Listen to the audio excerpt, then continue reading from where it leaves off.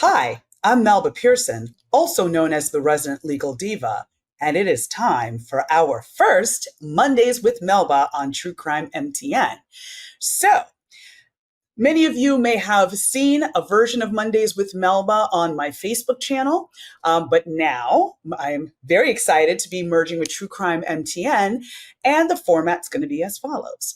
Every Monday at 6:30 p.m., I'm going to be giving an overview of three cases or three pending legal issues, and then I will answer one question in terms of something legal related, something criminal related. So, why did the judge rule in a certain way? Why was this particular piece of evidence not admissible? Things along those lines.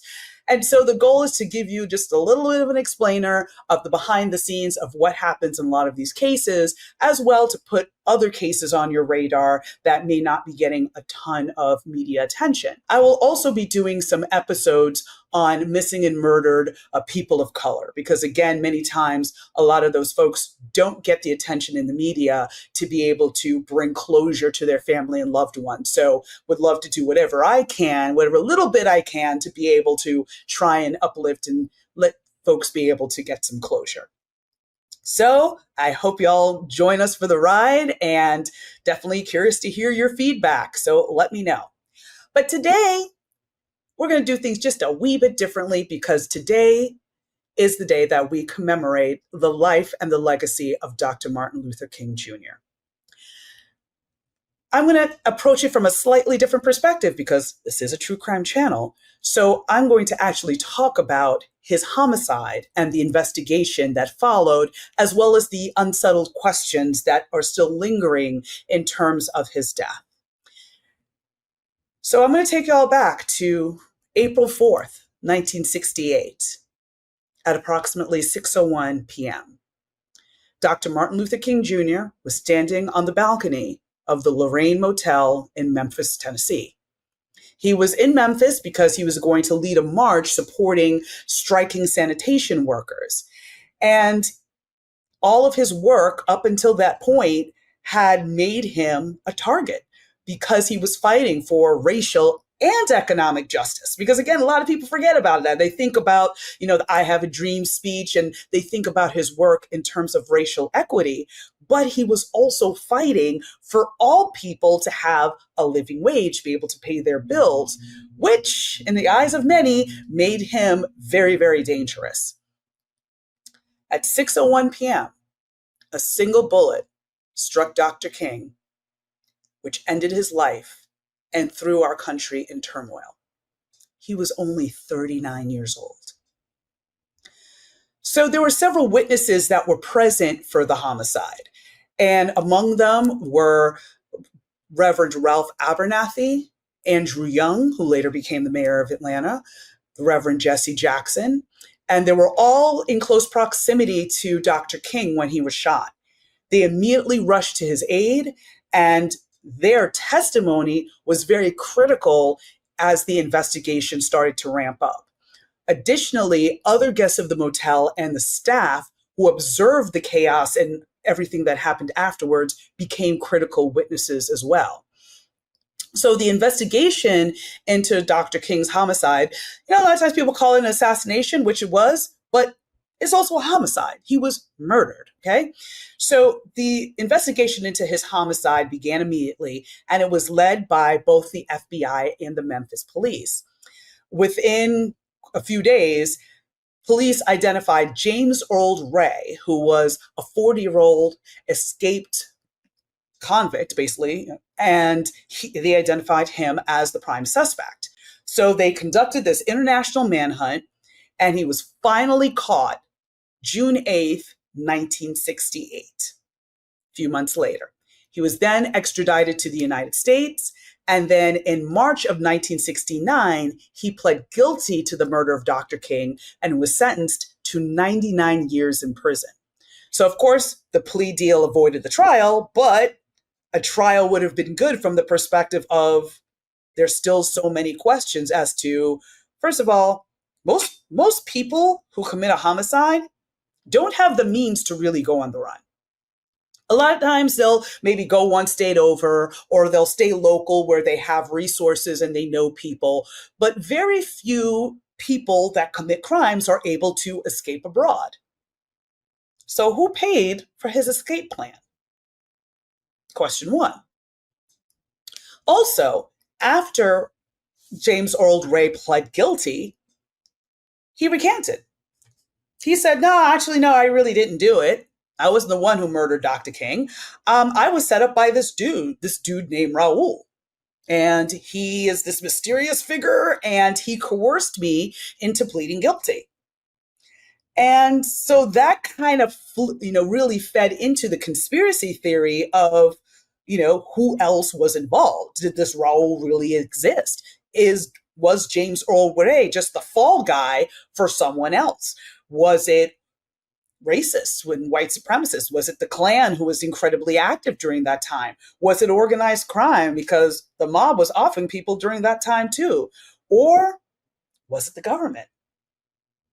And this is not, I'm not, saying one way or the other who else could have been involved. But there is an argument to be made, because at the time, remember, J. Edgar Hoover, who was running the FBI, was no fan of the civil rights movement and was known for wiretapping as well as putting informants into different civil rights groups to sow discord. And at one point named Dr. King as one of the most dangerous people of that time. So it's not a far-fetched conclusion to think he may have been involved in some way. We don't know. So again, unanswered questions in terms of that. So in the 70s, folks were like, you know what? Let's try to take another look at this. The U.S. House Select Committee on Assassinations conducted a reinvestigation of the murder of Dr. King. They released a report in 1979, and they concluded that while James Earl Ray was the shooter, there was a likelihood of a conspiracy pointing to the involvement of unknown individuals. So there's no conclusive evidence that emerged to identify who these co-conspirators were. So now people again are filling in the blanks, because they're like, who could the conspirators be? Was it the government? Was it the Klan? Who was it, right? And so Dr. King's family also were like, we need answers, because again, we think this is way bigger than just James Earl Ray. And so Coretta Scott King, the widow of Dr. King, and his children have repeatedly called for further investigations because they didn't believe James Earl Ray acted alone. So in 1999, the King family actually pursued a civil trial in Memphis looking to establish the involvement of other people. The jury in that case found that Lloyd Jowers, who was a Memphis businessman, and others, including unknown government agents, had conspired in Dr. King's assassination. So while this verdict is basically symbolic, because it was a civil trial, it didn't carry any criminal penalties, it still just kept showing the doubt that people had in terms of what really happened to Dr. King and who took him from this earth. So despite all these multiple investigations, the story still is cloudy. Was it James Earl Ray as the lone gunman? Was he part of a broader plot? What role did systemic racism and the state surveillance from the FBI and other entities play in creating the conditions for Dr. King's murder? And as we start to think about today and present day, when you're thinking about different advocates and activists coming out and trying to fight inequality and eradicate racism and economic poverty and all of that, what are they facing in terms of danger to their lives? What lessons have we learned from the murder of Dr. King to protect advocates and activists now? There's that. And so I can't end without noting that today is also the inauguration day of a president, in my opinion, who stands for hate and division. And it's also interesting to note that Dr. King became much more of a threat when he moved past just talking about racial equality. It is the economic piece. Because remember, that economic piece brought people together from all races, creeds, parties, whatever, because everybody wants a living wage. Everybody wants to be able to support themselves, their family, their children, live a decent life. And so now he was speaking to a broad audience and uniting people that weren't necessarily on the same side before. So was there a fear as a result of corporate greed that now unifying all these people threatened power? Another question being presented in this, right? So lots of food for thought. But as we reflect on this dark chapter of our history, and we stand on the eve of what I anticipate is going to be a very tough 4 years moving forward, we still have to honor, and it becomes even more important to honor Dr. King's legacy. And we do that by recommitting ourselves to his vision of justice, equality, and peace.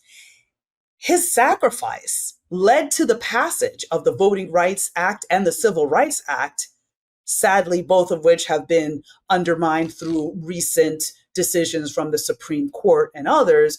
But at the end of the day, this was part of his legacy. This is what he sacrificed his life for. And so in looking at all of that, we have to remember that the struggle for civil rights is ongoing. It's not something that, well, yeah, they did it in the 60s, it's done, it's over with. No. If we take our eyes off the ball, we end up moving backwards and losing the civil rights gains that we've been able to attain through literally blood, sweat, and tears.